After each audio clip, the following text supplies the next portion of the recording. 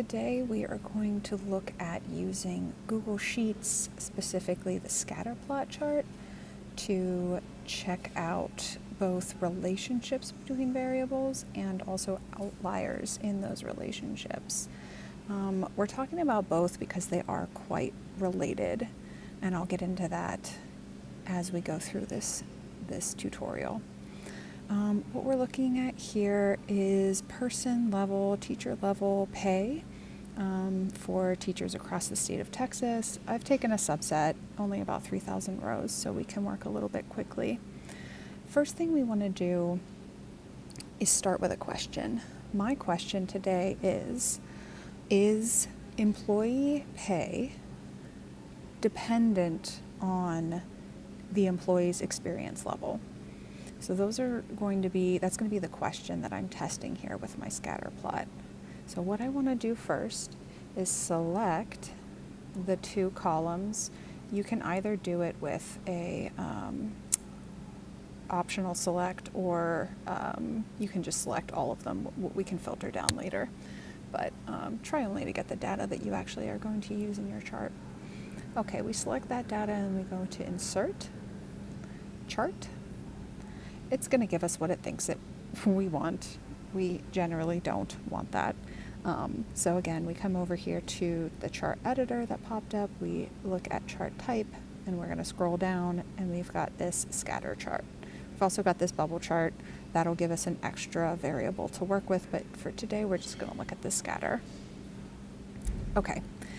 What I like to think about whenever I'm thinking about how to fill out this is that question that we asked ourselves earlier, right? I'm going to come over here and I'm going to go to the chart title just so I can write it out and we can follow along. Is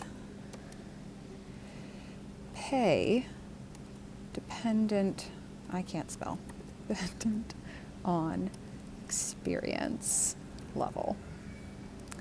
Okay, so the way that we configure our scatter plot is we say, is the y-axis, oh goodness, excuse me, y-axis dependent on experience level? Is it dependent on the x-axis? X-axis. And that kind of helps me know where to put each of these variables. So is y dependent on x? Y, pay is going to be my y-axis. So if I come back up here to setup, for some reason Google calls the y-axis the series. You know what? That's just what they do. We're just going to have to live with it. I can see that I have my pay. I have two pay columns because I selected both. I don't really care about other pay, so I'm just going to remove that one. So total pay, love it. So is total pay, which I now have on my y-axis, dependent on experience level, which should be my x-axis, employee experience. Perfect. Love it. Look at that. And now visually, I can start to answer that question just a little bit. It looks like maybe there's an upward trend, like as experience goes up, pay goes up. So there probably is some relationship there. Something that can help me really put numbers to how strong that relationship is. Come under custom. You can see that we have a bunch of different options, sub-options to check under customize. I want to come under series, and I want to scroll down here to this trend line. Now if I click that on, it shows up as blue. I can hardly see that showed up. I'm going to change it to red so y'all can see a little bit better. Okay. So there's our trend line. It seems to be pointing up, which tells us yes, there's a little bit of a relationship. If I scroll down even a little bit more, I have this r squared. Don't be afraid. I will explain what r squared is. We will all get there. So if you check that on, you see a new line comes up in our key, and it says r squared equals 0.281.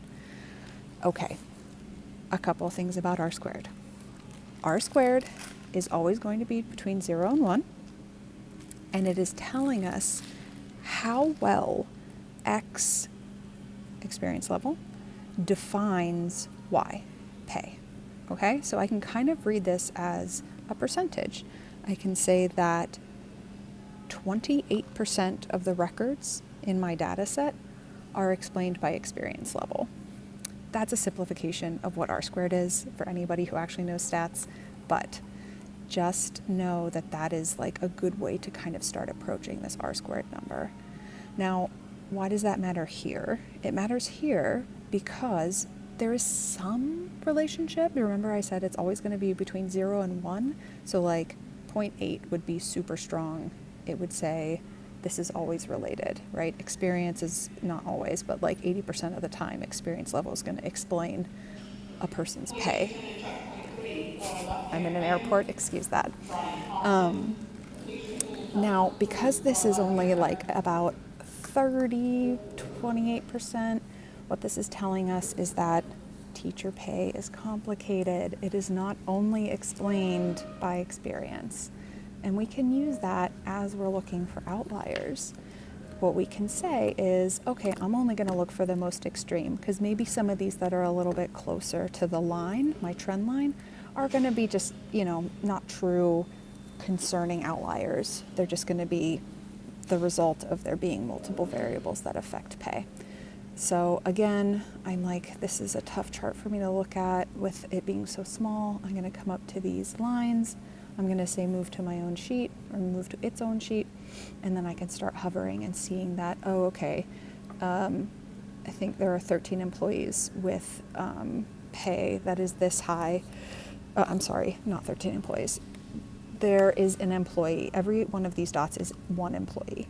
So this employee right here gets paid about $122,000, and they only have 13 years of experience. Most teachers with 13 years of experience get paid significantly less, so we might want to check that out.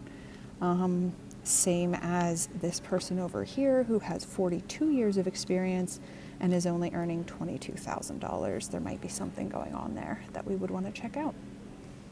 And that is Scatterplots.